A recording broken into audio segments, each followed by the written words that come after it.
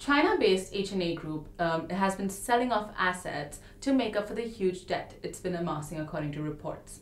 I'm Sakshi Rai, this is Shira Srinivas, and in this episode of What's Trending on Hotelier Middle East, we take a look at why exactly HNA plans on divesting of $16 billion in assets in the first half of the year.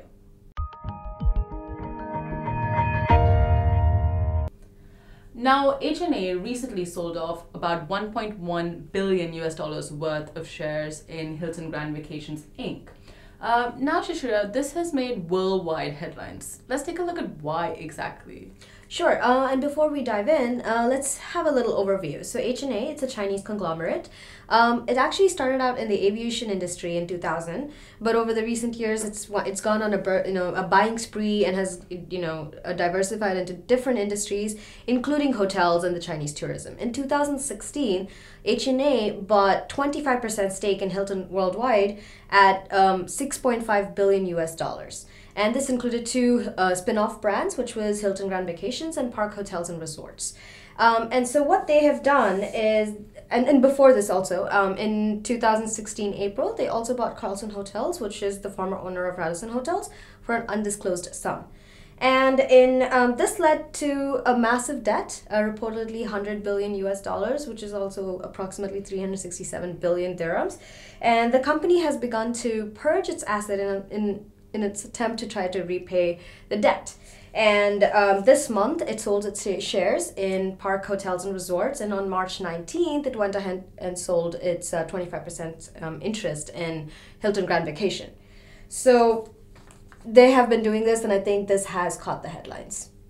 So let's take a look at the sale in general. Now, according to a Bloomberg report, HNA sold 22.3 million shares priced at $46.25 a share each. Now that's the total number of shares. Separately, it also sold 2.5 million shares back to Hilton Grand Vacations Inc. for $44.75 per share. Now this was a 90% increase in what HNA originally paid for the company when they bought it. So yeah.